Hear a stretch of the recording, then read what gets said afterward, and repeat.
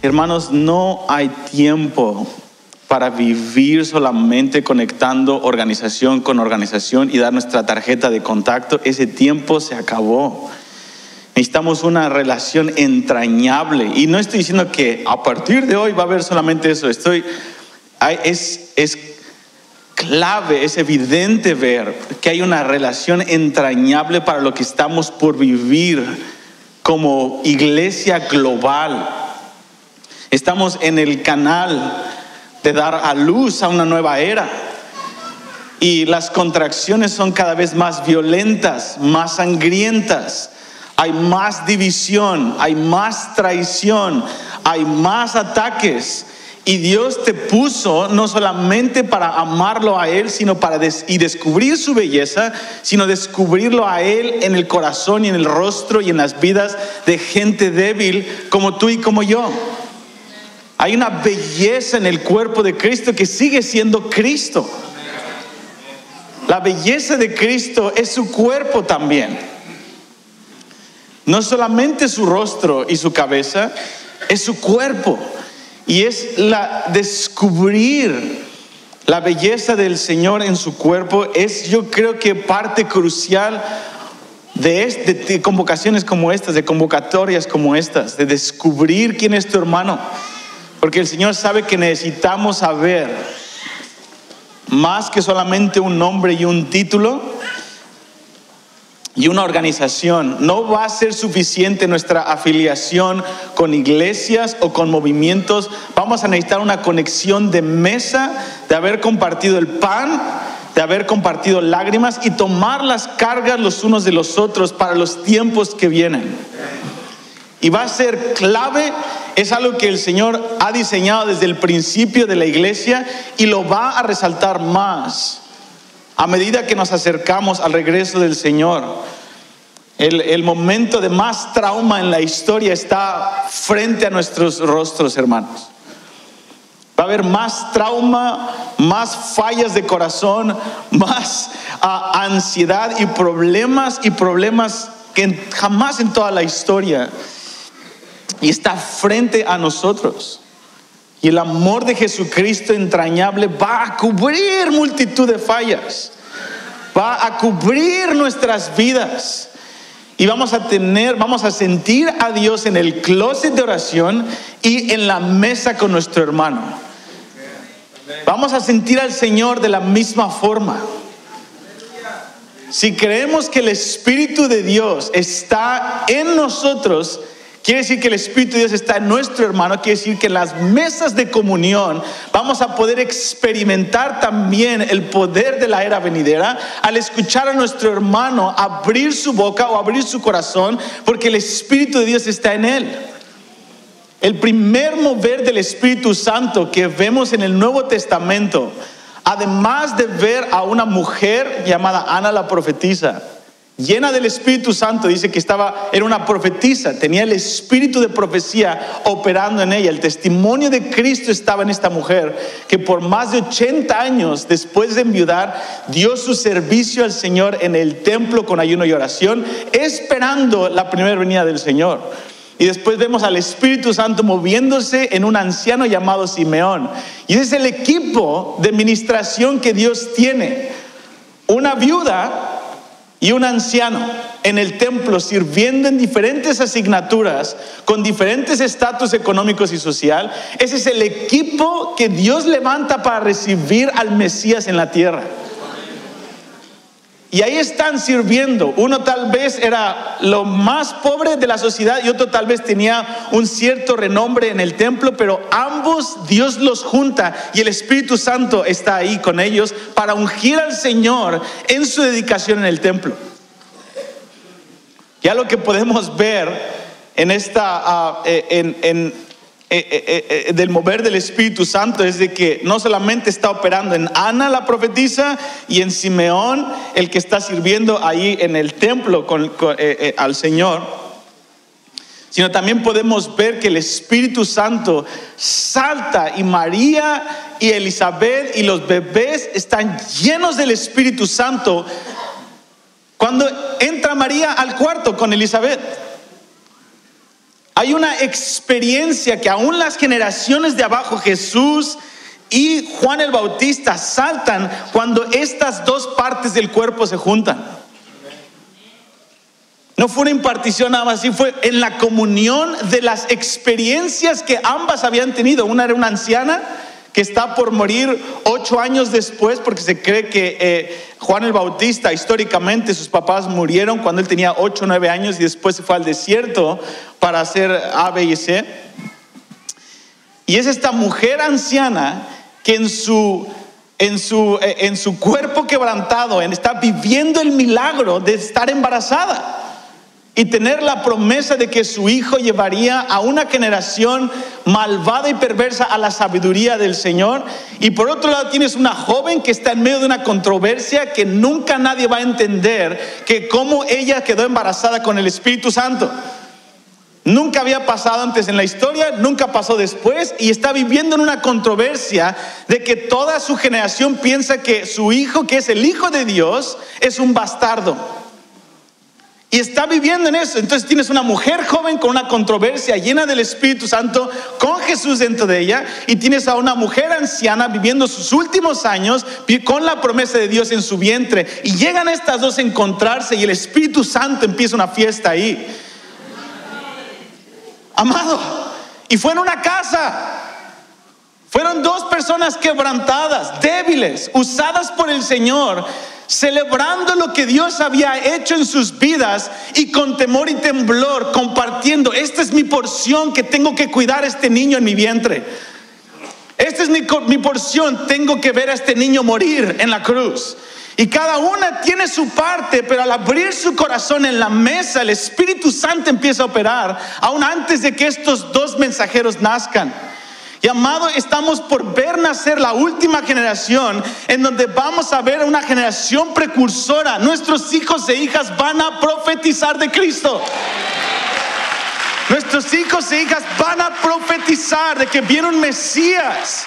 Abrir el cielo, algo que nunca se ha vivido antes y nunca se vivirá después. En medio de controversias, en medio de debilidades, cada uno tenemos una porción que se nos dio, y con temor y temblor, cuando vamos a la mesa de la iglesia y hablamos de esto que se nos dio, cada quien en su papel, el Espíritu Santo va a llenar no solamente a nosotros para fortalecernos y que no nos echemos para atrás, sino nuestros hijos e hijas que están en el vientre, que va a dar a luz una generación. Amados, estamos aún en la preparación de la última generación.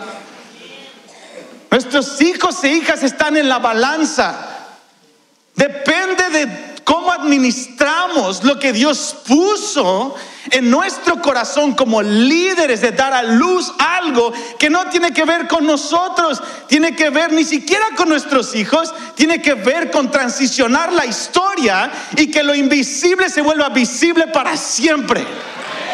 Estamos hablando del Hijo del Hombre viniendo para estar con nosotros. Por lo tanto, no tiene que ver con nuestros membretes, no hay competencias, no hay comparaciones, hay temor, temblor y gozo. Temor, temblor y gozo.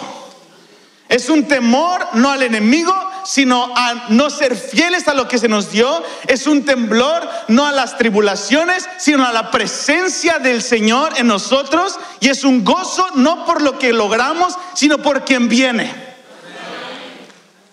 Y estamos en esta realidad dando a luz algo. Es más que un movimiento que lo podamos llamar, es lo que la Biblia dijo que pasaría con su amada en el mundo. Estamos dando a luz, cada quien en su lugar, cada quien en su idioma. Estamos dando a luz al mover de los últimos tiempos, y el Espíritu Santo es el protagonista de todo esto.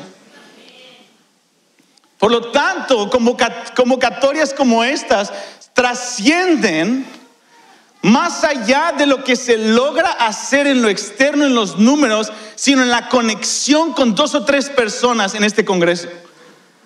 Tu conexión con el Señor y la conexión que Dios pueda traer con 2 o 3 personas, que Dios quiere conectarte en este tiempo. ¿Estás conmigo? Por eso es de suma importancia luchar por tiempos de comunión como este. No es un evento más. Es un momento en donde el remanente del Señor, junto con muchos otros en el cuerpo de Cristo en el mundo, Dios los convoca para dos cosas: para encontrar una zarza ardiente en nuestra vida para no echarnos para atrás, y también para encontrar la zarza ardiente de Dios en la vida de nuestro hermano, y cuando se quiere echar para atrás, sostener sus brazos. Porque hay alguien que está por venir. No se trata de nosotros. Y si tu hermano no puede cumplir su asignatura, no está completa la situación. Y es más que luchar por tu hermano y por su ministerio, estamos luchando porque ese hombre regrese. Y porque amamos a nuestro hermano. Por eso para mí es una fiesta estar aquí con mis amigos amados. Mariano, Marcos, Nets, que me acompañó esta vez, Itiel, Jaume, que ahora ya se llama Jauma, no sé si sabían. Lucas, Samuel, todos. Increíble. Para mí esto es más que un refresco, esto es algo profético. Algo profético, no porque me van a decir mi futuro, sino porque veo el testimonio de Cristo en esto. Voy a regresar a enfrentar situaciones, pero voy a estar fortalecido. Y tú vas a regresar a tu casa. No sé cuántas luchas hubo y guerras para que pudiera estar aquí, pero aquí estamos. Aquí estamos, hermano. Y es algo que Dios lo toma en serio. Vamos a orar. Padre, te damos gracias por Jesús, nuestro amado. Te pedimos que podamos continuar con la comunión con tu Hijo y con el cuerpo de Cristo. Enséñanos, Dios. Habla en el nombre de Jesús. Amén. Ok. Así como se fue, así regresará. Ese fue el testimonio audible, visible, de dos ángeles que Dios envió del cielo para darle ánimo y esperanza y una determinación apostólica a esos 500 jóvenes que vieron a Jesús subir a las nubes. Así como se fue, así Él descenderá. Y eso es lo que ese es el título de esta mañana. Así como se fue, así regresará. Vamos a Hechos capítulo 1. Vamos a indagar un poco en cómo el Señor dio a luz al libro de los Hechos. Cómo el Señor tuvo que inaugurar y cuáles fueron los elementos que el Señor enfatizó por medio de ángeles y por medio de su propio ministerio después de la resurrección para poder dar a luz, cubrir. Es como cuando enviamos a nuestros hijos a la escuela o a algún lugar o a la casa de unos de sus amigos. Les prepara su lunch, su sándwich, los penas. A mí me acuerdo que mi papá cuando no teníamos, se nos acababa el gel o amanecíamos con el cabello así.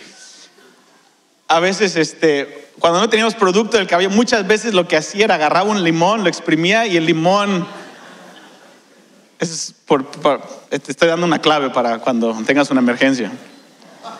Lo malo es que después cuando empiezas a sudar, las moscas se paran y tienes una comezón, una crisis en tu cuero cabelludo, pero funciona, a las 8 de la mañana funciona, llegas presentable y presentas a tu hijo, los preparas, los envías con el dinero para el lunch, con la ofrenda para la escuela dominical y los preparas para ir a un lugar.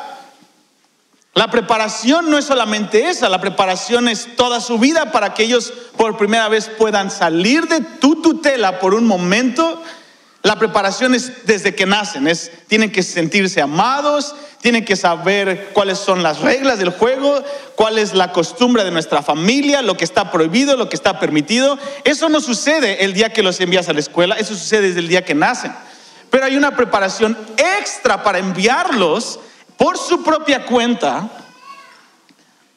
para que ellos empiecen a traer la cultura de papá y mamá afuera y puedan estar listos para poder funcionar. Eso es lo que vemos en el libro de los Hechos. Ellos pasaron 3 años y medio con Jesús, tomando de él, Juan lo dice en Juan capítulo 1, tomamos de él gracia y verdad. Vimos su gloria como la del unigénito del Padre. Ellos comieron, vivieron con Jesús, y ahora Jesús, después de su resurrección, los prepara por 40 días y después envía a 2 ángeles para darles el lunch, ponerles el limón y enviarlos al libro de los Hechos para manifestar la cultura del reino, pero les tiene que dar 2 elementos de esperanza y urgencia. Y eso es por eso Dios envía a estos 2 ángeles, les dan esperanza y urgencia.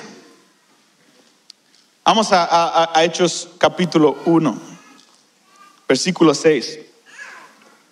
Entonces los que se habían reunido le preguntaron diciendo: Señor, ¿restaurarás el reino de Israel en este tiempo?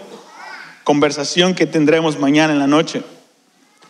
Y les dijo: no os toca a vosotros. Miren, aquí sí puedo leer por primera vez la versión Reina Valera 1960.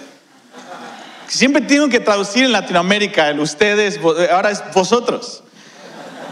Sí, el Señor me preparó para estar aquí en España toda mi vida. Todos me decían: ¿por qué no lees la otra versión? Es que nací, no sé, me inculcaron la 1960.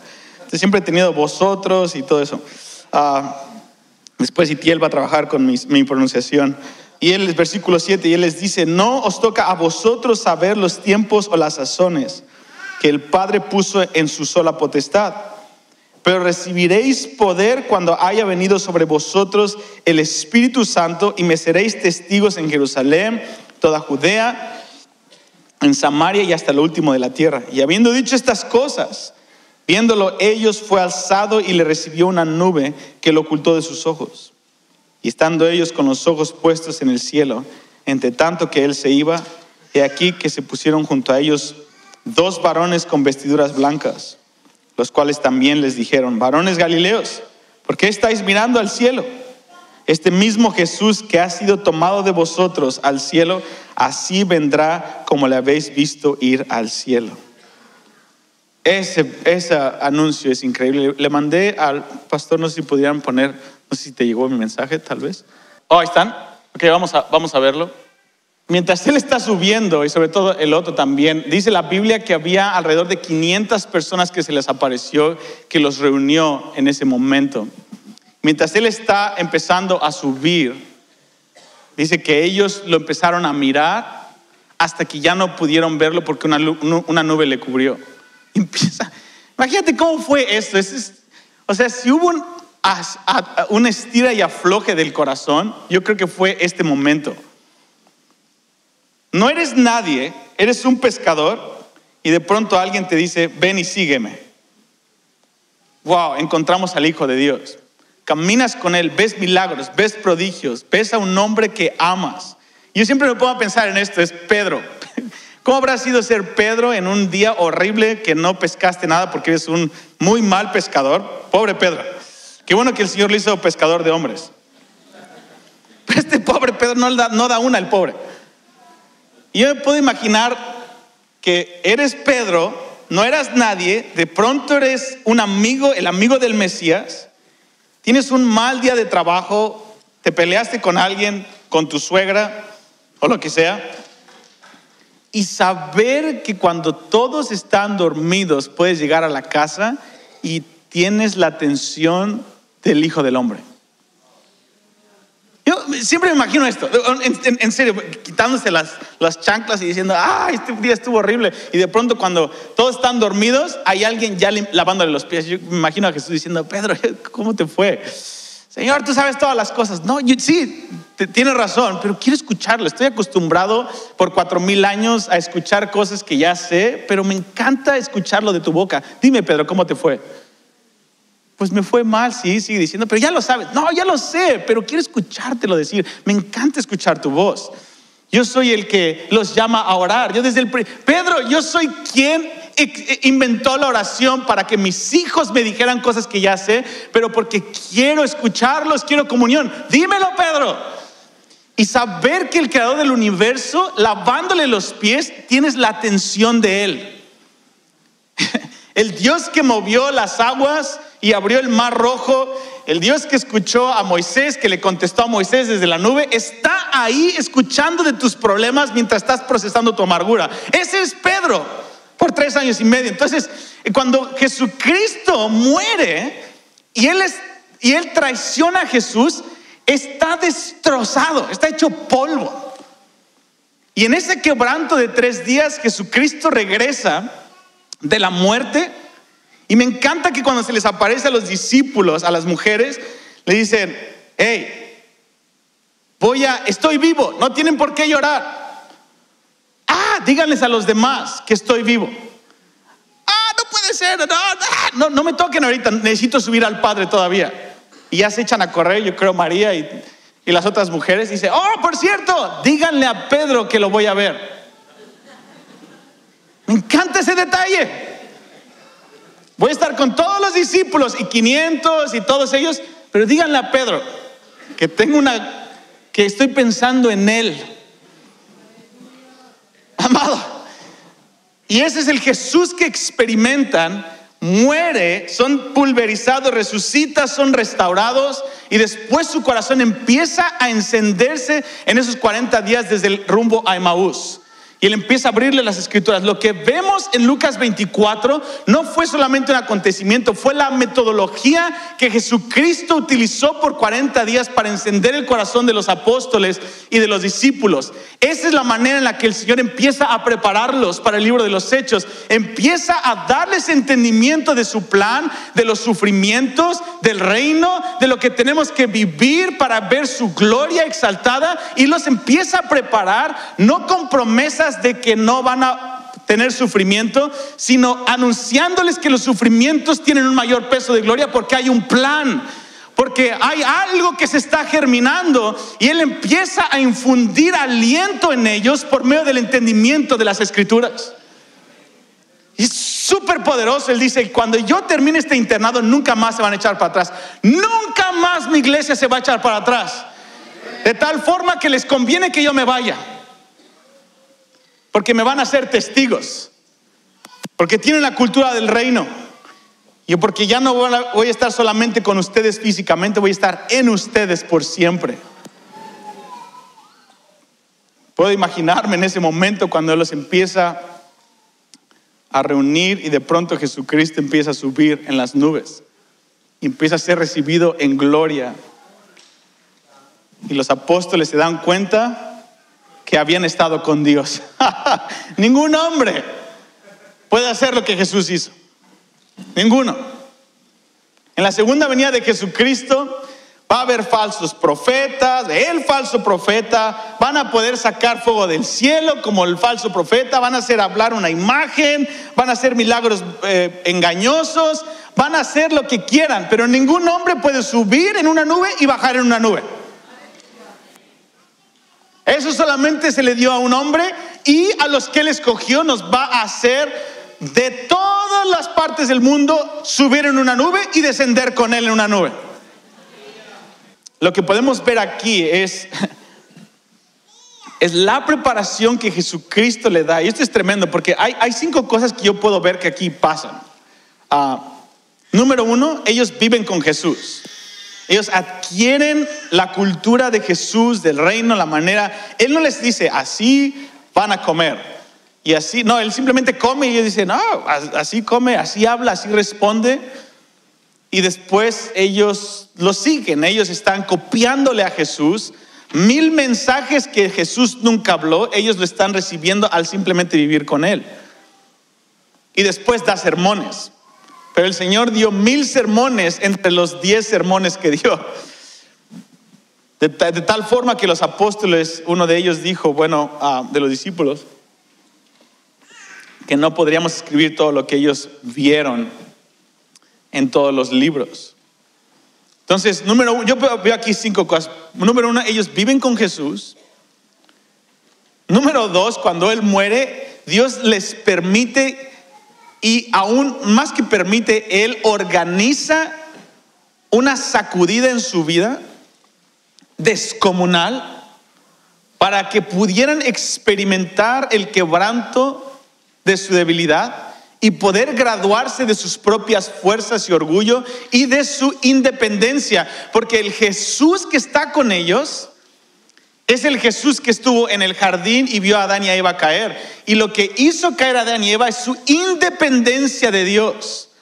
Por lo tanto, Jesucristo los mete, después de que viven con Él, cuando Él muere, los mete a un proceso de 3 días para que ellos puedan graduarse de su independencia de Dios.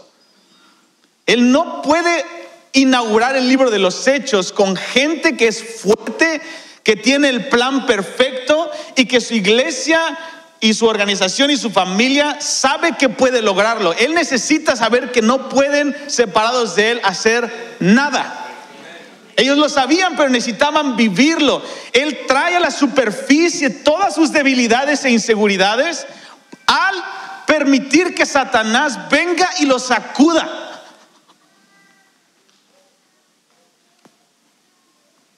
Y es lo que veo.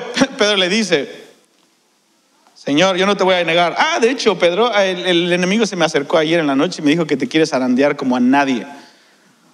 Pero qué bueno que estaba contigo, porque le dijiste que no. Le dije, no, sí, le di chance. Pero oré que tu fe no va a faltar. Caramba, no, eso no me gusta eso. Pero cuando se ha restaurado vas a fortalecer a tus hermanos. Entonces Jesús está pensando, necesitas saber, Pedro, ya caminaste sobre el agua, resucitaste muertos, hiciste milagros y prodigios, predicaste de tal forma que vi a Satanás descender del cielo cayendo como un relámpago. Pedro, eres el más picudo, decimos en México, de todos. Solamente te falta una cosa, que sepas que no puedes. Por lo tanto, tengo que procesarte para que seas de un discípulo a un apóstol. Necesito que vivas en tu debilidad, en dependencia de mí, para que puedas ver el poder venidero, para que seas un profeta de lo que está por venir en la tierra. Necesito a alguien que sea incapaz, para que en tu incapacidad tú avergüences a las potestades de tu generación y ellos puedan darle gloria al Señor y no a ti. No puedo perderte en el proceso, Pedro. No me interesa soltar un avivamiento, me interesa tenerte a ti en la Nueva Jerusalén. Yo podría enviar a 3 ángeles que movieran las aguas y se sanan todos, pero yo quiero que estés tú conmigo. Por lo tanto, no vas a ser un instrumento que voy a perder en arrogancia cuando venga el avivamiento. Yo necesito que tú estés conmigo, Pedro, en la Nueva Jerusalén. Por lo tanto, como tengo un plan de grandeza para tu vida y de soltar el libro de los Hechos a través de ti, necesito utilizar a Satanás y permitirle que te zarandee para que empiece a salir el poder apostólico del evangelio en una vasija de barro, porque tú piensas que eres una vasija de oro con oro. Hermano, lo que está pasando en esto, yo escogí esta porción porque yo creo proféticamente que estamos viviendo en estos días una vez más para inaugurar el libro de Apocalipsis. Estamos en la preparación de la generación que vio Joel. ¿Cuál es el primer versículo que Pedro cita? Joel capítulo 2 versículo 28. Vuestros hijos e hijas profetizarán. En aquellos días derramaré mi espíritu. Pero él solamente lo vio en Jerusalén y en algunas partes de Judea. Nosotros vamos a ver el cumplimiento global de ver que nuestros hijos e hijas profetizarán y que en toda carne se derramará su espíritu. Por lo tanto, la preparación de los apóstoles es nuestra preparación, es el proceso, es el filtro necesario para poder salir en debilidad, para poder ser una iglesia apostólica que puede poner en vergüenza no nada más al príncipe de Persia como Daniel, no nada más a demonios como en los tiempos de Jesús. Estamos hablando del dragón de Apocalipsis 12 que viene contra la iglesia, va a ser avergonzado cuando el poder de Cristo se manifieste en la iglesia en debilidad. Y temblamos no por temor, temblamos en rendimiento al Señor. Entonces yo puedo ver 5 cosas. Viven con Jesús. Número 2, experimentan el quebranto de su propia debilidad. Número 3, yo veo también que ellos empiezan a recibir la esperanza de la resurrección. Cuando Jesús sale de entre los muertos y se les aparece 40 días, y yo creo que siguen tocando en las heridas, y Jesús dice, ok, ya van 15 días, ya me estás empezando a hacer cosquillas. Es que no puedes, imagínate estar con Él, te vimos morir, Señor, vimos tu cuerpo destrozado.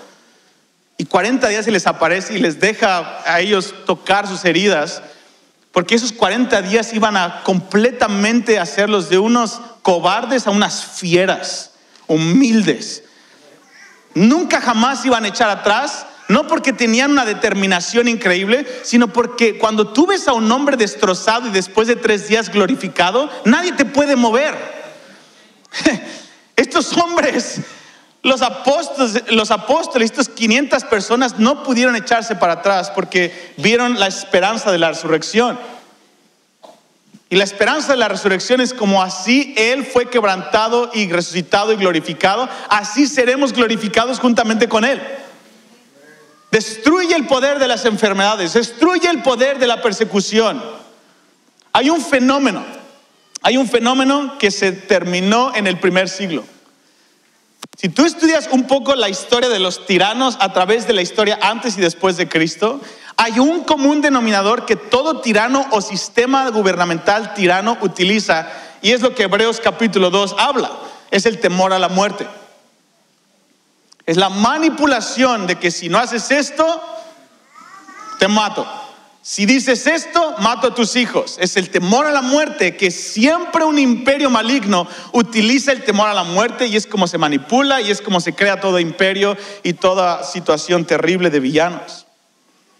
Pero históricamente hubo un siglo en donde ese ciclo se rompió por primera vez.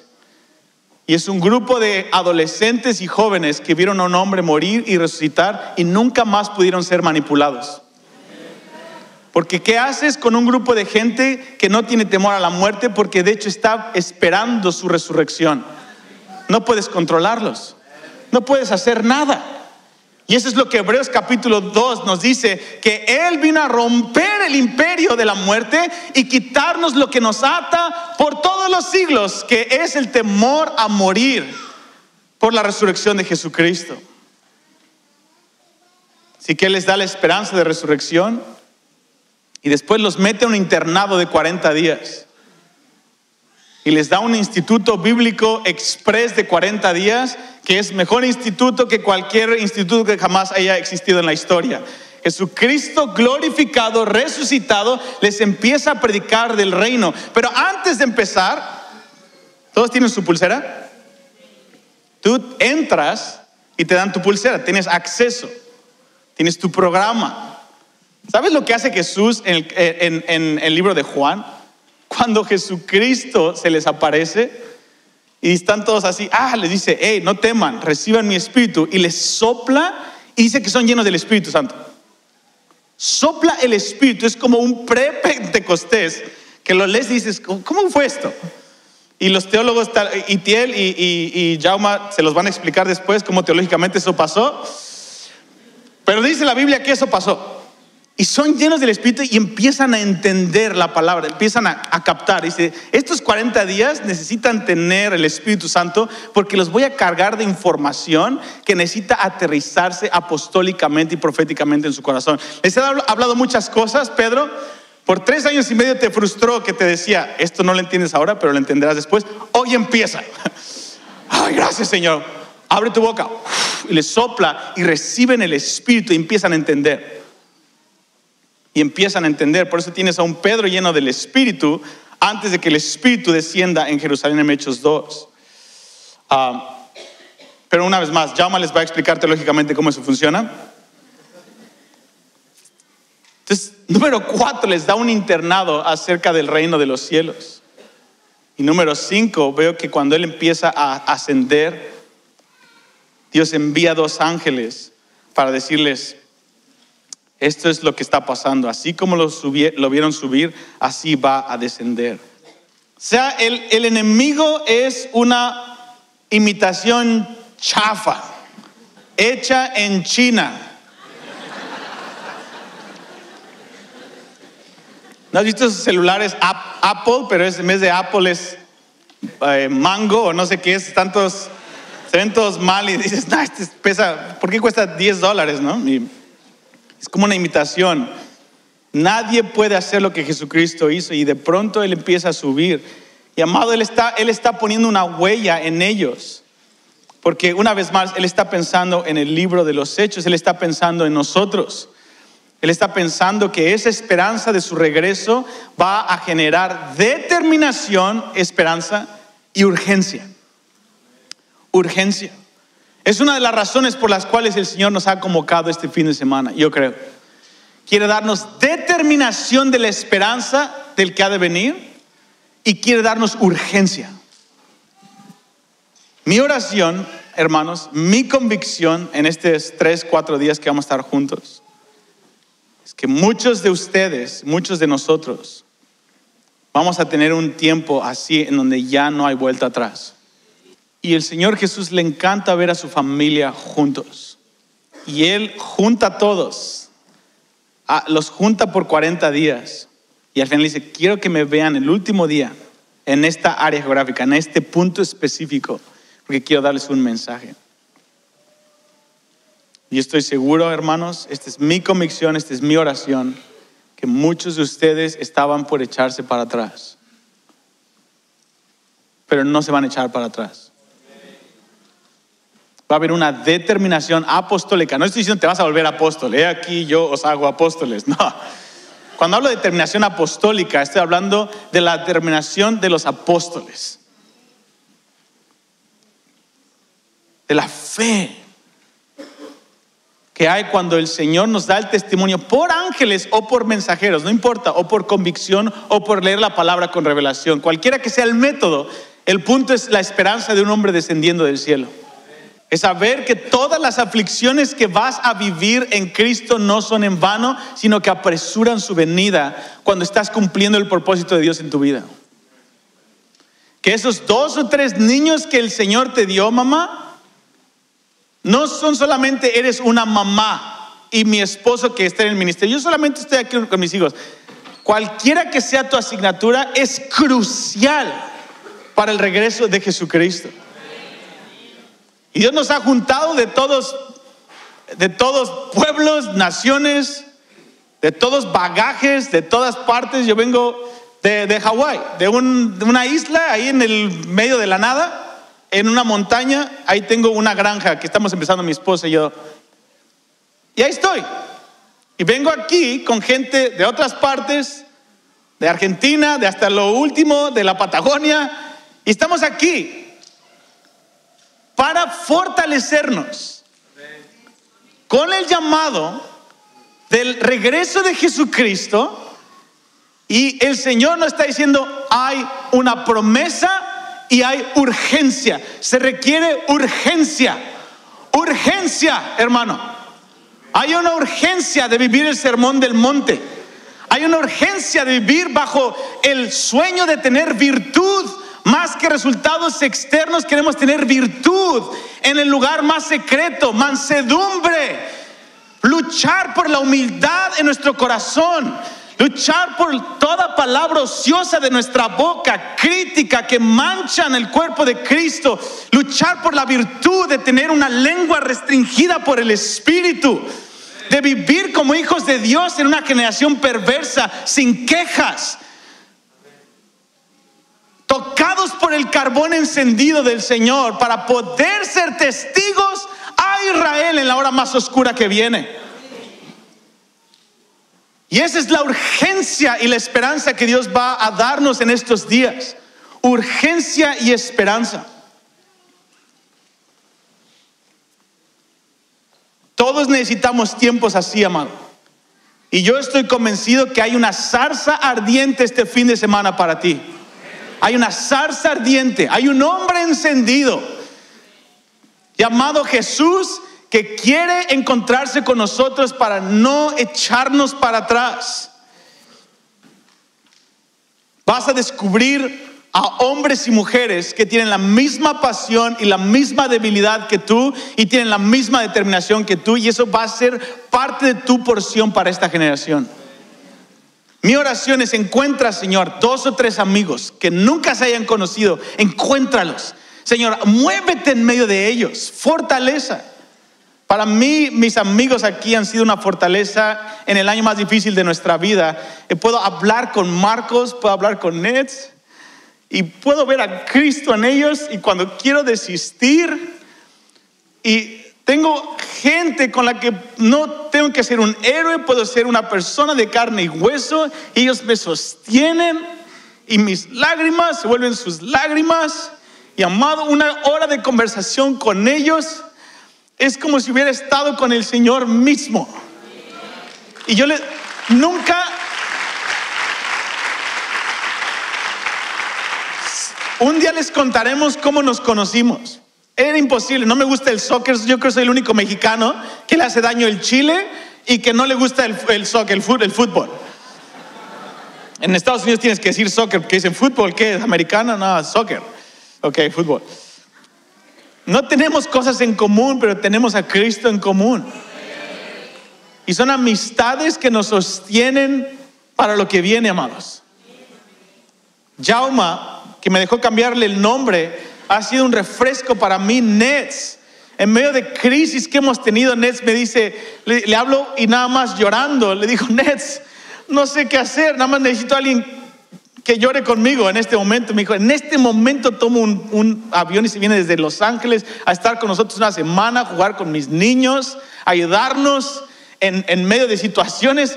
Y un amigo, un pastor de una iglesia enorme, que no está luchando por una posición, está luchando por un corazón, porque está enamorado del mismo hombre. Y estoy sorprendido, conmovido por la belleza del cuerpo de Cristo. Y no me importa lo que la gente haya criticado a través de las edades acerca de la iglesia. La verdadera iglesia es un tesoro en la tierra, hermano. La iglesia local es algo del cielo. La iglesia local es algo de otra era. La iglesia local es un adelanto del cielo. Es el cielo en la tierra que nos mantiene esperanzados de un hombre que viene. La iglesia local es trascendente. No es local, es cósmica, hermano. Cuando son 2 o 3 hermanos que llegan a tus reuniones de oración y se duermen y están ahí, tú piensas: ¿qué estoy haciendo con mi vida? Mi iglesia no ha crecido, no me pasa nada, y quieres desistir. Amado, esa eclesía que Dios te dio de 2 o 3, Cristo está en medio y Dios quiere manifestarse. Es algo del cielo, es cósmico, es global, es celestial.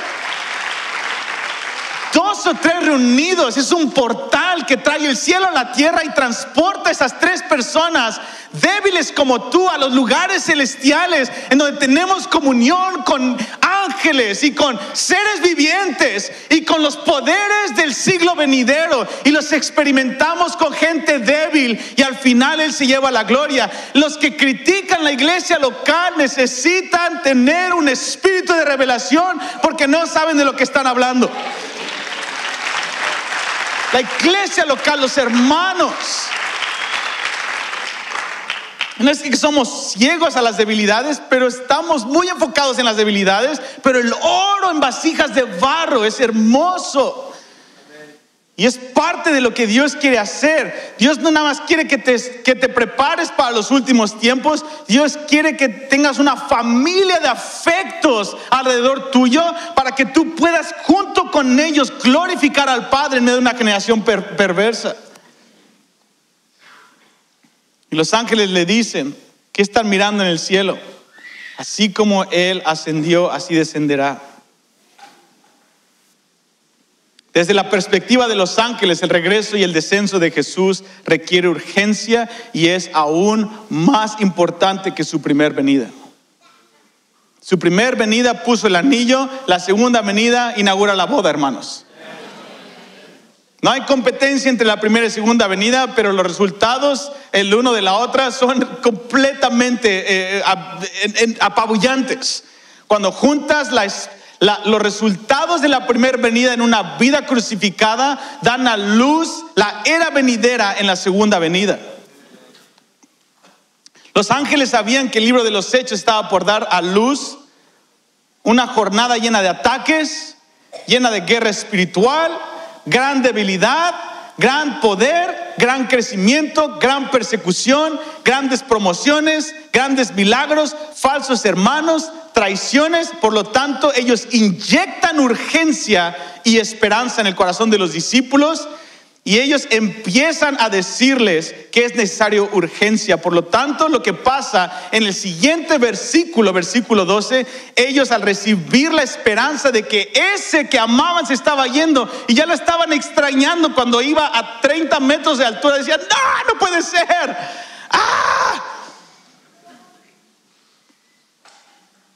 Cuando él se va y los ángeles le dicen: así como se fue, así va a regresar. El siguiente versículo, ellos se van a Jerusalén. No se van a un auditorio, se van a la casa de los apóstoles y empiezan a persistir en la palabra y en la oración hasta que reciben la promesa para poder echar a andar el plan del regreso de ese hombre. Van a una casa, hermano, donde vivían los apóstoles. El resultado de tener esperanza y urgencia de su venida es invertir en las mesas de la iglesia local y de nuestras familias para tener ayuno, oración, el partimiento del pan, la palabra y urgencia hasta que recibimos poder y Dios empieza a asignar. Dios no le dice: quiero que vayan y le copien el modelo a esta iglesia que es muy famosa, y quiero que no. Dice: vayan, viertan su corazón. ¿Cómo habrán sido las conversaciones esos 10 días? Toda la vida de los apóstoles. Después de que lo ven subir y están llorando diciendo: ya lo extraño. A mí todavía huele a su incienso que utilizaba el Señor, su colonia, no sé lo que utilizaba. Todavía huelo al Señor, me abrazó 1 hora y todavía huelo a Él y lo extraño, lo amo. Y los ángeles dijeron que así iba a regresar. Vamos a Jerusalén, vamos a la casa de los apóstoles. Imagínate esa reunión tocando. Toque tras toque tras toque, entrando uno tras otro, 120 personas en una casa pequeña. A veces fantaseamos con el aposento alto. Estaban todos sudados en una mini casa escondiéndose por 10 días. 120 personas, pero diciendo: yo creo, llorando, diciendo: va a regresar, Maranata, Maranata. Llorando y abriendo las escrituras, y los apóstoles explicando misterios, recordando, riéndose de las bromas del Señor Jesús, anhelando. Él estaba germinando algo, pero necesitaba un grupo de gente que extrañaban a ese hombre para germinar el libro de los Hechos. Amado, tú y yo no podemos solos. Dios nos ha juntado para germinar este anhelo Maranata en vidas reales que lo anhelan y tienen una marca del Señor Jesús en su vida. ¿Cuál es el testimonio de Jesús en tu vida? Eso va a fortalecer a tu hermano en el tiempo de angustia, para recordarnos de que hay un hombre que viene. Y ellos le han vencido por la sangre del Cordero, por la palabra del testimonio de ellos y porque menospreciaron su vida hasta la muerte. Jesucristo es la primera parte. Él venció a las potestades. Ahora a nosotros nos toca ese testimonio de su vida en nuestra debilidad, hablarlo una y otra vez hasta que la iglesia tengamos una vida que ya no está sujeta a esta vida, sino que decimos: Maranata, que venga la era venidera, que venga el Señor. Yo soy un peregrino en esta tierra. ¿Estás conmigo, hermano?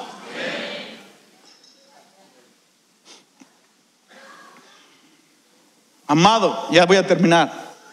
Este hombre está disponible para nosotros hoy. Y le hemos ignorado lo suficiente en el lugar secreto. El Señor nos va a rescatar. Y va a rescatar esa comunión de estar con Él. Los apóstoles lo amaban a Él. Por lo tanto, la esperanza de su regreso fue algo personal. Fue algo sumamente emocional para ellos.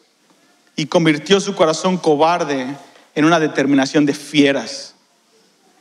El libro de los Hechos es más que un libro de osadías de un grupo de gente valiente que predicaban con poder. No.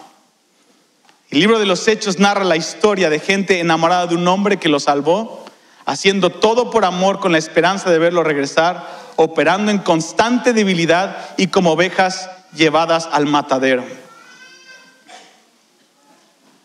Así que esa es mi introducción para lo que, bueno, y lo que estamos viendo todos este fin de semana, que estamos en un momento profético, hermanos. Y Dios quiere darnos esperanza y urgencia. Porque así como Él subió, así Él va a descender.